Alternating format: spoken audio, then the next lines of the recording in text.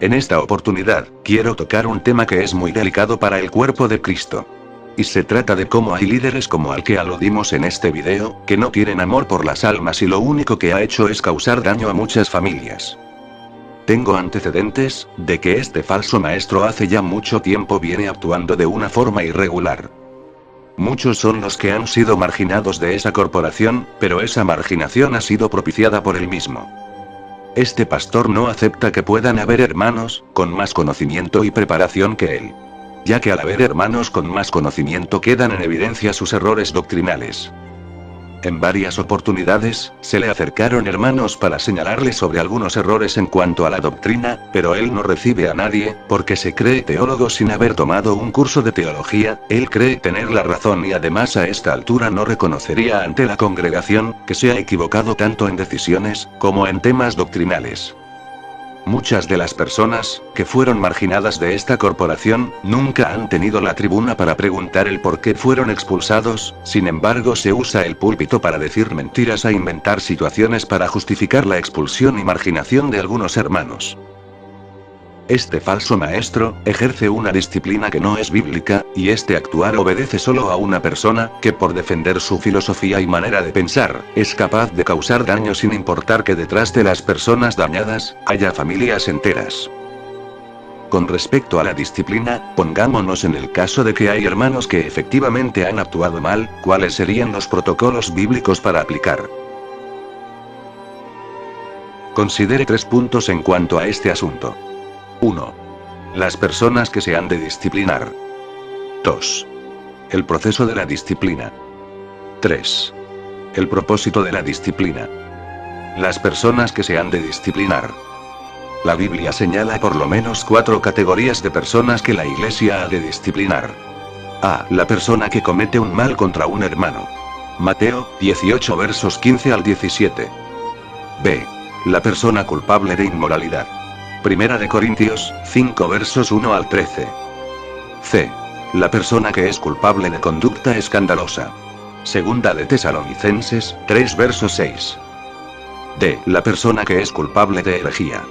Primera de Timoteo 6 versos 3 al 5, y Tito 3 versos 10 y 11.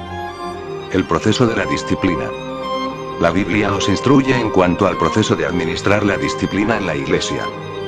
A. La confrontación por el hermano perjudicado o por la primera persona que supo del problema. Mateo 18 verso 15, Gálatas 6 verso 1. B. Si fracasa la confrontación privada, 1 o 2 testigos son llevados ante el perjudicador, para confirmar el asunto o asistir en efectuar el arrepentimiento del perjudicador. Mateo 18 verso 16. C. Si el perjudicador rehúsa arrepentirse, el asunto se presenta ante la asamblea congregada. Mateo 18 verso 7, Primera de Tesalonicenses 5 verso 14. D. Si el perjudicador, siendo disciplinado, rechaza la corrección de la asamblea, se le debe apartar de la comunión de la Iglesia. Mateo 18 verso 17, Primera de Corintios 5 verso 4 al 13, Tito 3 verso 10, Segunda de Tesalonicenses 3 verso 6 al 15. Por último, el propósito de la disciplina. 1. Para proteger a la Iglesia del contagio del pecado de la persona disciplinada. Primera de Corintios 5 verso 6, y así no se le permite continuar en el pecado, ya que puede desviar a otros en la Iglesia. 2. Para el bien de la persona disciplinada. El propósito es la restauración. Hebreos 12 verso 5 al 11, Gálatas 6 verso 1. Ejemplo. El fornicario de Primera de Corintios 5 se arrepintió y fue restaurado a la comunión de la Iglesia. Segunda de Corintios 2 verso 4 al 8. Conclusión. La tendencia humana de aquellos que se disciplinan es de rebelarse, pero deben someterse humildemente a la disciplina y arrepentirse. Todos debemos ser advertidos y debemos respetar la autoridad de la Iglesia local, siempre y cuando al frente estén hombres temerosos de Dios y capacitados para ejercer tal disciplina bíblica. Está el caso de un par de hermanos diáconos de esta corporación, hablo de una hermana con su respectivo esposo y un hermano con su respectiva esposa.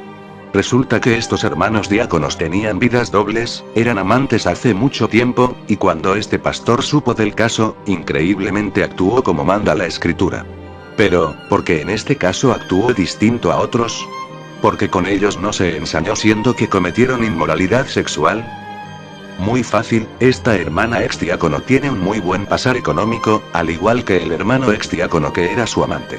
Entonces podemos decir, que el factor dinero detonó en el pastor tener una disciplina con todo el amor, y una restauración hacia ellos casi personalizada, y así no perder el diezmo de ellos. Muchas de las predicaciones que hacía este pastor desde el púlpito eran para decir que a pesar de caer en falta, Dios podía levantar, otras eran para decir que no tenían que mirar la paja que está en el ojo del hermano, sino mirar la paja que estaba en el nuestro. Con estas predicaciones, este pastor daba respaldo a estos hermanos, que cayeron en inmoralidad, y así, ser restaurados. La pregunta es, ¿por qué con aquellos que acusó injustamente, de esto y aquello, no hizo lo mismo? Bueno, usted ya sabe la respuesta. Bueno, lamentablemente este falso maestro, no ha seguido ninguno de los puntos antes mencionados. Todo lo que para él parezca amenaza en su liderazgo farisaico y legalista, lo saca del camino. Hay familias, que se han retirado voluntariamente, y le han enrostrado sus errores doctrinales, pero él se ha encargado de usar el púlpito, para desprestigiarlos y dejarle claro a la congregación, de que ellos se han extraviado de la verdad, y que el diablo ha entrado en sus vidas. Obviamente la congregación le creerá más a él. A otros derechamente los expulsa, pero ¿qué es lo turbio aquí? Este pastor nunca cumplió con lo que nos ilustra Mateo 18 verso 15 en adelante. ¿A qué le tiene miedo este pastor, como para no llamar al supuesto hermano o hermana infractor? Este pastor ha llegado al punto de inventar lo siguiente. 1. Supuesto acoso sexual, del cual nunca hubo reclamos de la parte afectada ni pruebas en contra del supuesto infractor. 2. Haber torcido la doctrina y desviarse del verdadero evangelio, siendo que en cada uno de los videos que se han publicado, vemos que el único que ha torcido la doctrina es él mismo. 3. Mentirle a los hermanos de que un matrimonio estaba negando la deidad de Yahshua, más conocido en nuestra cultura como Jesús. Y en este punto me quiero detener. Este pastor dice que este matrimonio dijo que Jesús vino solo como hombre, y que había dejado su deidad. Con el tiempo este pastor ha ido cambiando el discurso, y dice que, algunos de los expulsados de la corporación han dicho que, Jesús no vino al mundo en forma física, sino más bien de forma espiritual. ¿Hasta dónde puede llegar la mentira? Si miente tanto este pastor, ¿quién es el que está en su corazón? Claramente Dios no está. Para sorpresa de ustedes hermanos, veremos que el que predicaba esta teoría era este mismo pastor. A continuación veremos un estudio bíblico de puño y letra de él mismo. Para los que conocen la letra, se darán cuenta que se trata de la letra de este pastor. Este estudio lo sacaron de circulación al darse cuenta del error y por lo mismo no lo mandaron a los locales de regiones. A continuación un extracto del estudio de este falso maestro. La hoja completa la dejaré en la descripción del video, en un link de descarga.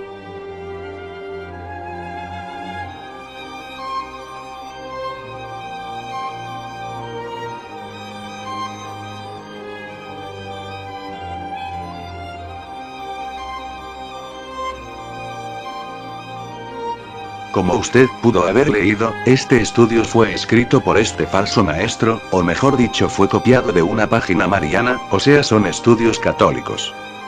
¿Ahora seguirá creyendo a las mentiras de este hombre? ¿Dejará que él siga siendo su maestro siendo que, queda en evidencia la mentira, y el poco filtro que usa al copiar un estudio de la web? Muchos estudios bíblicos fueron sacados de esta página. www.aguasvivas.cl. Ahí se dará cuenta que muchos de los estudios de los cuales deben estar en sus manos, tienen semejanza a los que están en esta página. A través de estos videos hemos querido demostrar que realmente este pastor es un falso maestro. Pero, aún está a tiempo de reconocer sus errores y esperar misericordia de nuestro Dios. Por mi parte seguiré orando, para que Dios toque su vida, y este pastor pueda nacer de nuevo, y recibir el bautismo de Espíritu Santo y fuego. Para que realmente sea un instrumento de honra y quizás a partir de ahí, puedan brotar lágrimas de sus ojos al ver que ya no es el mismo. Será hasta la próxima.